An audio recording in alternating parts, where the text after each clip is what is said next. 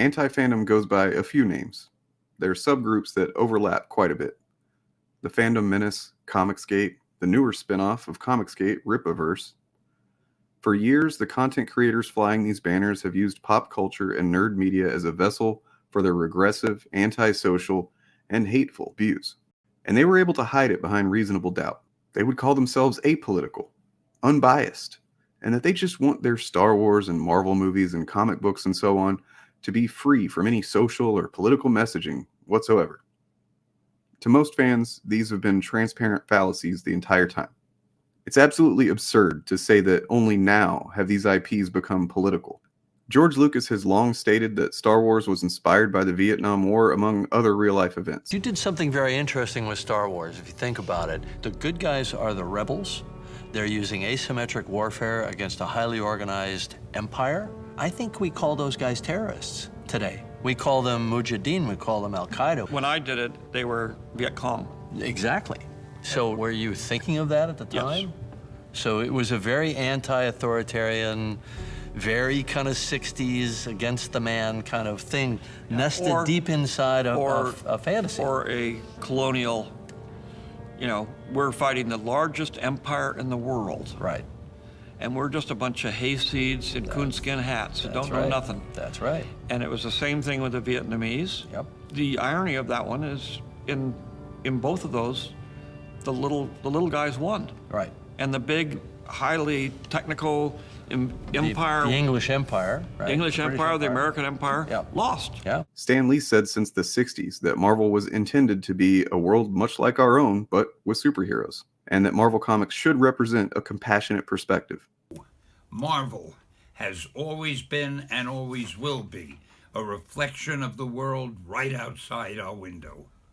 That world may change and evolve, but the one thing that will never change is the way we tell our stories of heroism.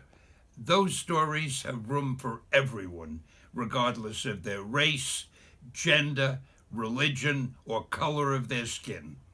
The only things we don't have room for are hatred, intolerance, and bigotry. The Matrix was very obviously about challenging systems of control, i.e. government. And less obviously to me back then was the transgender allegory. Of course, that's easy for me to see now with the understanding that I have about human beings, thematic analysis, and being fortunate to have learned about trans perspectives. From Lucas's views on Vietnam to Stan Lee's humanist values, and the Wachowskis' then closeted trans identities feeling constrained by systems of control. So you end up with rebel scum taking down an empire, Spider-Man's great sense of responsibility to help people, and Neo being reborn with the power to change the entire system and bring about a world free of arbitrary authority, people telling him who he can and can't be.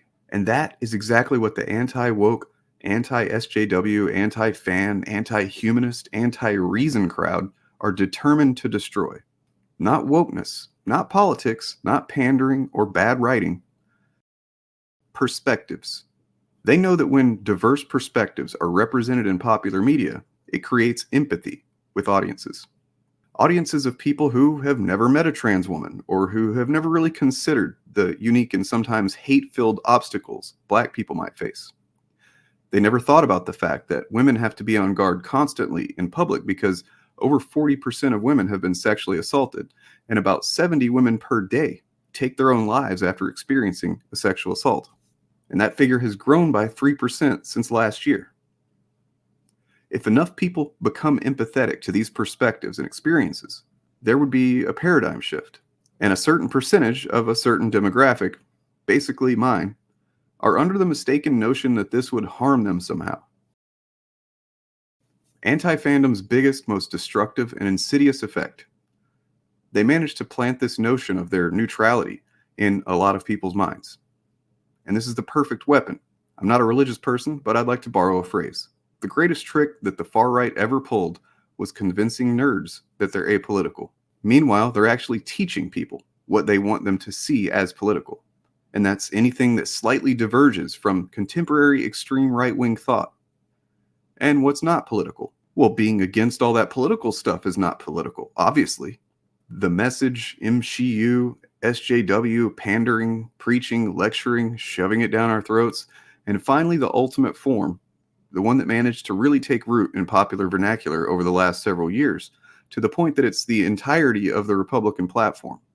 Woke. These people push the bad faith notion that movies and comics should have no political themes or subtext at all. What they mean by woke is pretty much any inclusive, progressive, or diverse media, characters, or creators. The fact is, many of these videos on media are actually right-wing propaganda videos designed to be a gateway to conservatism, and not just like regular old-fashioned conservatism, to far-right groups in ideology. A few of them are employed by right-wing media networks. The show featuring the biggest names of anti-fandom, and it streams every week and regularly gets hundreds of thousands of views. It's had Alex Jones as a guest twice, and they let him spew his insane narratives unchallenged for hours each time, and they just nodded along. More recently, they had Gavin McInnes, founder of the Proud Boys and neo-fascist instigator. The Proud Boys, by the way, are labeled a domestic terror group. They've chosen to abandon any reasonable doubt. This content isn't age-restricted, and it uses IP that, as much of a fan of these things as I am, I have to admit, it's more directly aimed at children. They are trying to indoctrinate and radicalize young people through a proven pipeline that just leads to, well... They have a memorial to George Floyd. This is Ryan Kinnell, an alt-right YouTuber. He's the perfect example of the most insidious, toxic type of anti-fan. George Floyd Memorial! With Ryan is Alex Stein, employee of Glenn Beck's Blaze TV and far-right propagandist. Ryan made a lot of videos about the She-Hulk series on Disney+, many of them before the show ever came out. And yet he really only had one thing to say in every video.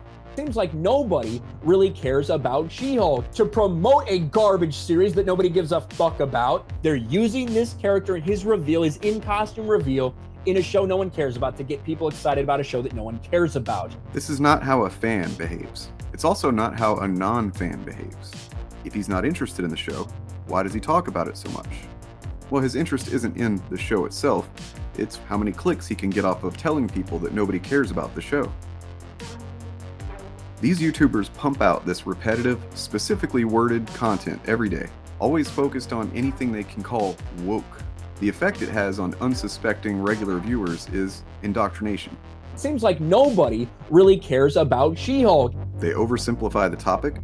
They use emotionally charged and loaded language that elicits animosity every single day. This is how the alt-right and the far-right have successfully drawn regular people into their politics for several years now. This content is not age-restricted. They're using this character and his reveal, his in-costume reveal, in a show no one cares about to get people excited about a show that no one cares about.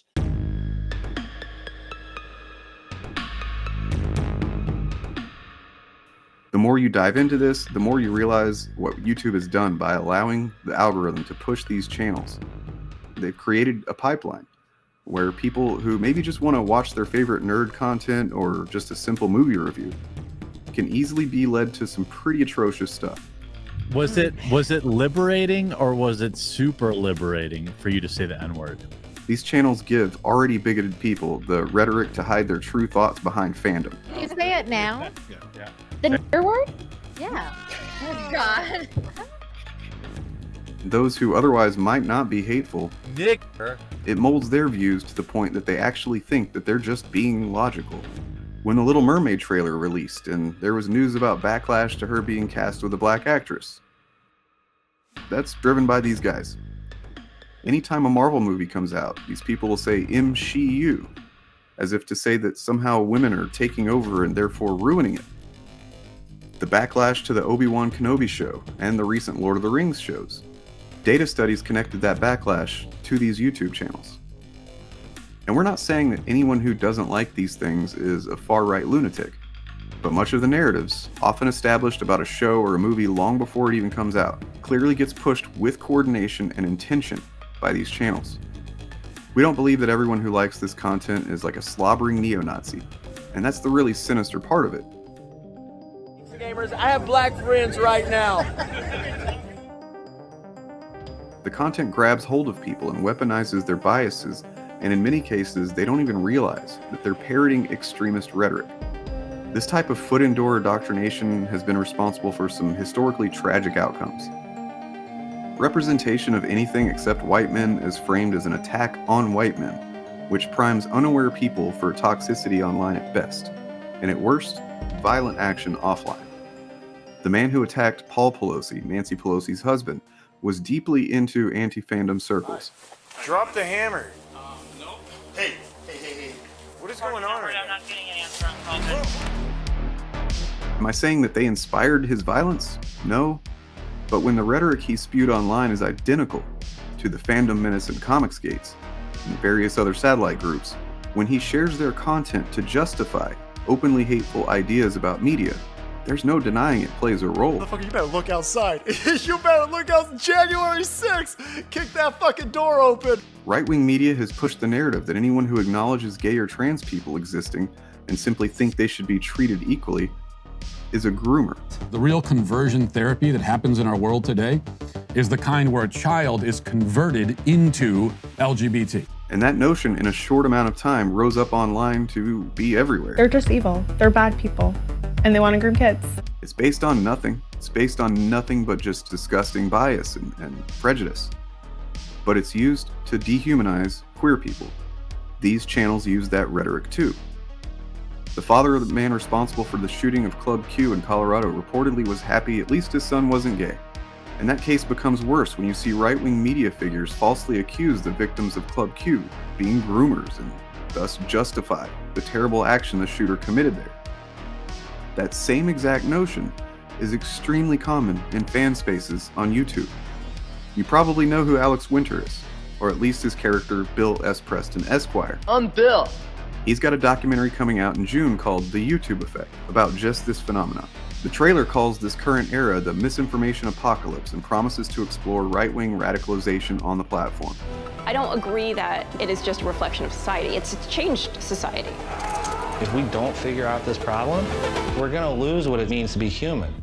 There's a podcast and a series of investigative reports by a group called Rewriting Ripley, including timeline and data studies, showing the direct links from the fandom menace to far-right media.